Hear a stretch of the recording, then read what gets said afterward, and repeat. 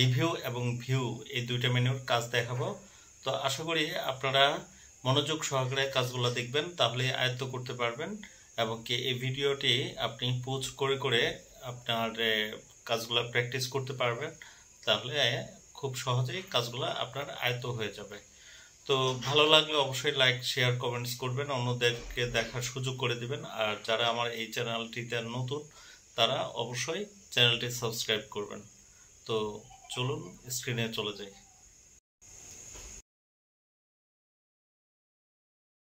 আসসালামু আলাইকুম।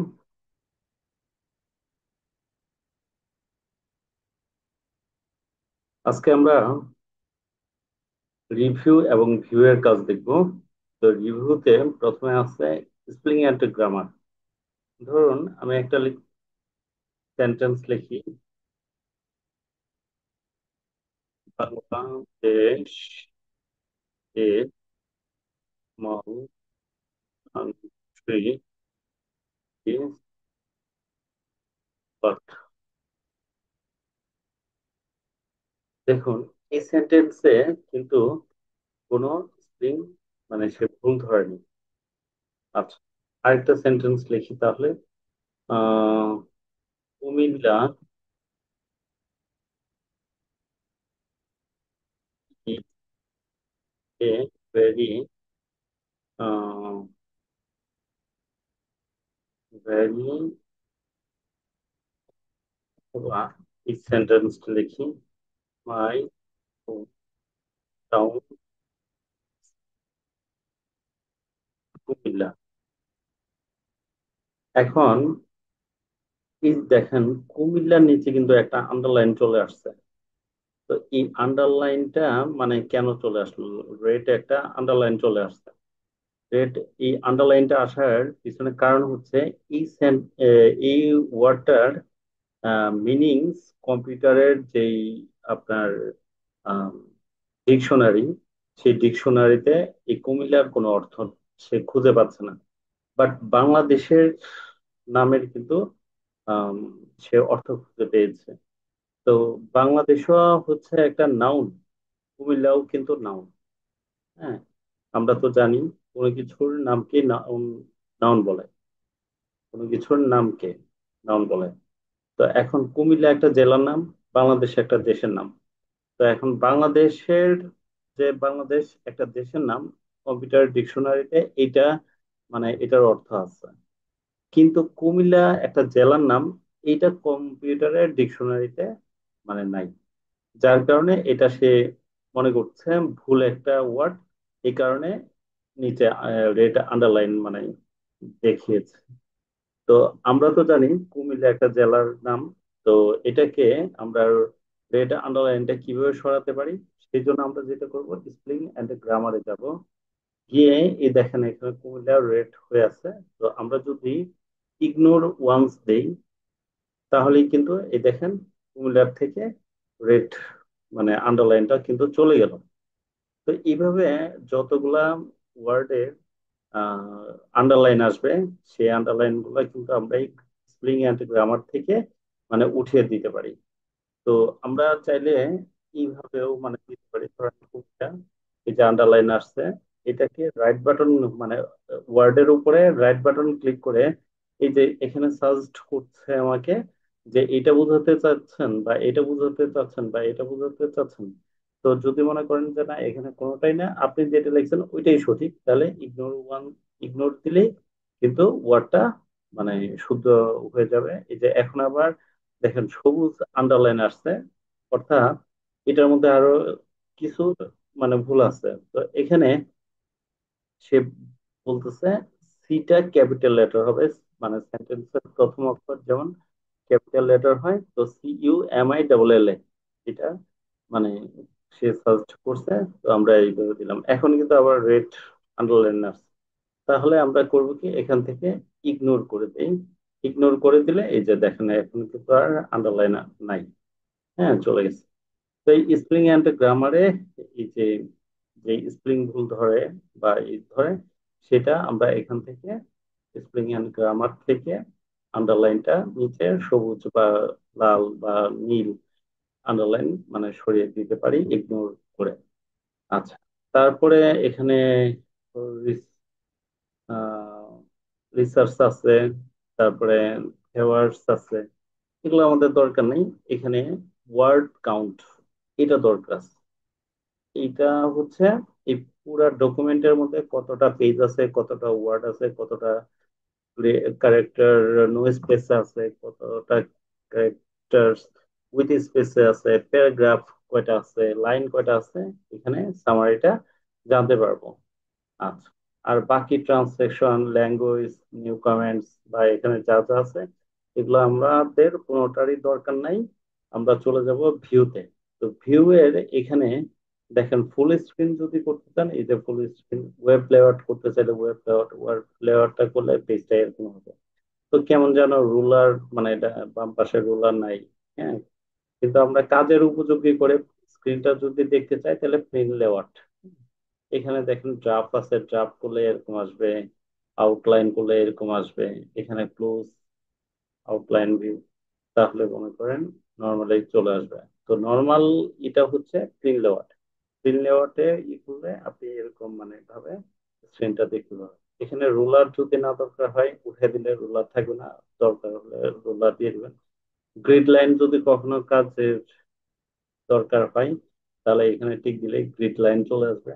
তারপরে নেভিগেশন প্যান, এটাও যদি দরকার হয় এখান থেকে আনতে পারবেন।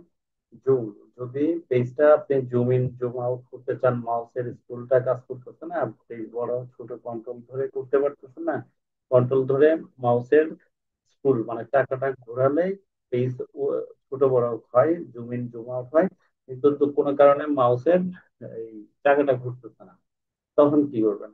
পেজ বড় ছোট করার জন্য এই যে জুমের যে এখান থেকে বড় ছোট মানে করতে পারবেন অনায়াসে। ওকে, তারপরে পেজ ওয়ান, পেজ টু।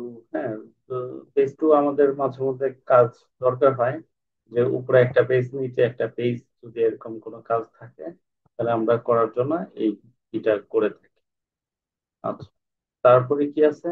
তারপরে আর যা আছে এগুলো আমাদের লাগবে না। নিউ উইন্ডোজ, অ্যারং, অল, তারপরে স্প্লিট, এগুলো আমাদের দরকার নাই। আমাদের দরকার হলো মাইক্রো। মাইক্রোটা কি দরকার? মাইক্রোটা দরকার হচ্ছে আমরা বাংলা ইংলিশ একসাথে টাইপ করতে হয় অনেক সময়, একটু বাংলা একটু ইংলিশ। তো দেখা যায় যে এইভাবে কাজ করতে হলে মানে এই যে বারবার মানে চেঞ্জ করতে হয়, ফন্ট চেঞ্জ করতে হয়। তো এই মাউস ধরে এখান থেকে একবার 17 ইঞ্চি, একবার টাইমস নিউ রোমান, হ্যাঁ, করাটা অনেক সময়ের ব্যাপার, মানে কাজের স্পিড মানে নষ্ট হয়। তো আপনি যেন মাউস না ধরে এখান থেকে কিবোর্ডে আপনি শর্টকাট কি করে যেন বাংলা ইংলিশ অনর্গল টাইপ করতে পারেন, সেই মানে শর্টকাট কিটা কিভাবে করতে হয় সেটা আপনাদেরকে দেখাচ্ছি। ভিউতে যাব, যে তারপরে হচ্ছে মাইক্রো যাব, তারপরে মাইক্রো, তারপরে হচ্ছে কিবোর্ড। কিবোর্ডে গিয়ে আমরা এখান থেকে কন্ট্রোল কিউ, তারপরে অ্যাসিং, অ্যাসিং এ গিয়ে তারপরে ক্লোজ, তারপরে আমরা যাব হচ্ছে হোমে, হোমে গিয়ে এখান থেকে এই যে গো, ঠিক আছে, 17 ইঞ্চি, তারপরে ভিউতে গিয়ে এখানে আমরা যে কাজটা করব, মাইক্রোতে যাব, মাইক্রোতে যায় স্টপ রেকর্ডিং, তারপরে যাব আবার মাইক্রো, তারপরে মাইক্রো রেকর্ড মাইক্রো, তারপরে কিবোর্ড, তারপরে এখানে যাব কন্ট্রোল ডাব্লিউ, তারপরে অ্যাসিং, তারপরে ক্লোজ, তারপরে কোথায় যাব? তারপরে যাব হচ্ছে হোম, হোমে যে এখান থেকে টাইমস নিউ রোমান, তারপরে কোথায় যাব? ভিউ, ভিউতে যে মাইক্রোস, তারপরে স্টপ রেকর্ডিং। হ্যাঁ, এরপরে আমরা করবো কি, এখানে গিয়ে আমরা হোম, হোমে গিয়ে এখন আমরা ধরেন ইংলিশ লিখি, যেমন লিখবো Bangladesh a beautiful, beautiful country world. আচ্ছা, তো লিখলাম ইন দ্য ওয়ার্ল্ড। আচ্ছা, তো এখন এটার ট্রান্সলেশন যদি আমি লিখতে চাই তাহলে কন্ট্রোল কিউ দিলাম, 17 এমজি হয়ে গেল দেখেন ফন্ট, তারপরে কন্ট্রোল অল্টার ভি দিলাম, এই বেসিক বিজয় ক্লাসিক হলো। তো এখন আমি এখানে লিখবো বাংলাদেশ অনেক দেশ সারা বিশ্বে। Yes, আবার যদি ইংলিশ লিখতে চাই control alter B control W, তাহলে লিখলাম উম, আমার বাংলা, আমি ভালোবাসি। তো বাংলা লিখতে হলে কন্ট্রোল কন্ট্রোল অল্টার বি দিলাম, বিজয় ক্লাসিক করলাম, কন্ট্রোল কিউ দিলাম, শতনিয়ামচি করলাম। তারপর আমার বাংলা